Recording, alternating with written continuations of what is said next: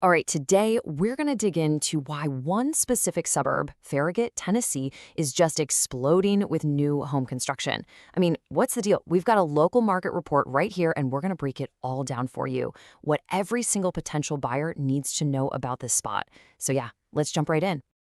So, what does make a suburb a magnet for new homes? It's a fantastic question, right? And for a place like Farragut, the answer is, well, it's this really unique mix of things. It's not just about, the great schools or that it's close to work. It's about how all those different pieces lock together to create a place where people actually want to put down roots. We're going to unpack that whole formula and figure out what makes it tick. Okay, so here's our game plan for today. First, we'll look at Farragut's appeal, the why. Then we'll get into the construction landscape itself. From there, we'll talk about what buyers are looking for right now. Then comes the big one, new build versus resale. After that, we'll lay out a home buying game plan, and we'll wrap it all up by looking at the long-term value outlook. All right, first up, Farragut's new home appeal. So what is the big deal with Farragut? I mean, what's the secret sauce here? What's pulling in both families and builders? Let's really get into the core attractions that make this place so special. Okay, so you see this list, right? Strong schools, modern homes, walkable neighborhoods. The real magic here isn't any single one of these things. It's how they all work together. Think about it. You get that shiny new home with all the modern features you want, but it's not in some random new development. It's in a town with a reputation for incredible schools. And guess what? Those schools are a massive driver of long-term property value. So it's not just a, hey, this is a nice place to live decision. It's a smart, stable investment. That mix of brand new design and rock-solid stability, that's a huge magnet, especially for families thinking about the future. So now we know why people are drawn to Farragut. The next logical question is, what are they actually building there? Let's take a look at the construction landscape and see what you can expect from these new developments. Now this is where things get really interesting. There's a key concept you have to understand about Farragut. There is very limited land available. And, your first thought might be, oh, that's a problem. But actually, it's the opposite. It creates a massive benefit. See, when land is scarce, builders can't just go out and build miles of cookie-cutter houses. They just can't. They're forced to be smarter, to be more selective. They have to focus on creating higher quality, really well-planned neighborhoods that are built to last. So what does that focus on quality actually look like when you're driving around? Well, picture this. You're in neighborhoods where the houses just fit together. There are consistent architectural guidelines. You've got sidewalks and green spaces that are actually designed for people, not just for show. And you have options, You can get different lot sizes depending on if you want more privacy or if you'd rather be more walkable. It's all about building a real community, not just a bunch of houses in a row. Okay, so we've got the vibe of the community down. Now, let's open the front door and step inside these new homes. Let's get into the nitty-gritty. What are the features that buyers are demanding? And what factors are actually driving the prices? Yeah, when you're looking at the price of a new home, it is so much more than just the cost of the lumber and the labor. The final price is really a bundle of different factors. For example, a lot with a killer view, that's going to have a premium. The amenities in the community, the builder's reputation, even the level of interior finishes you choose.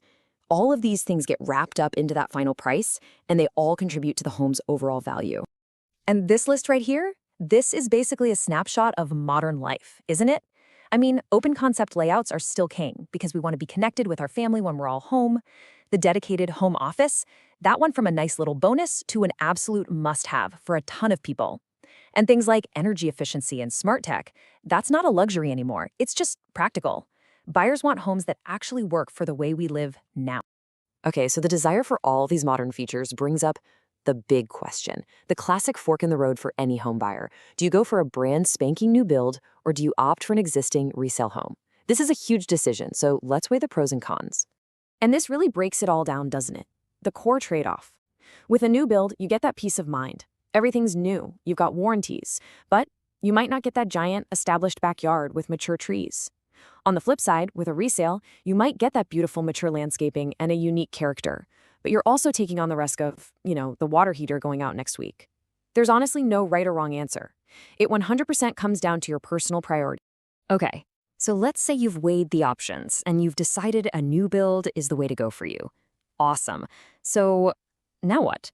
How do you actually navigate that process and make sure you're making a smart move? Let's get into a step-by-step game plan.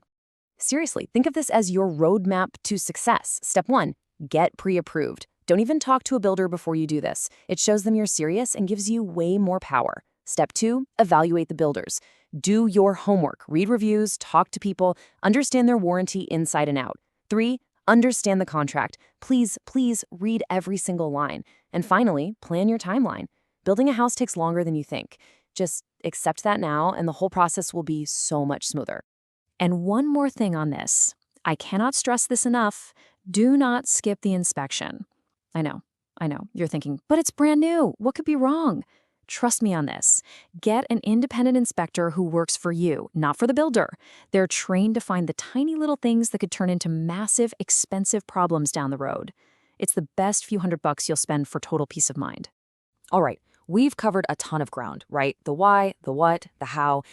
But this all leads to the one final, really big question that's on every single buyer's mind. Is this a good investment? Is my money safe here for the long haul? Well, when it comes to Farragut, the long-term stability really rests on two huge pillars. First, we're back to that limited land availability. It's basic economics. Scarcity drives value. It protects your investment from being watered down by overbuilding. And second, the town itself is constantly investing in its own infrastructure. We're talking roads, parks, services, all the things that keep demand high. That commitment is what creates real long-term stability. And look, this quote from the market report we're looking at, it just wraps it all up perfectly. Farragut remains one of the strongest long-term residential markets. I mean, that says it all. You're getting that rare combo, a brand new, quality home in a community that is stable and well-managed. That's the formula, and that's why it's such a strong bet for buyers.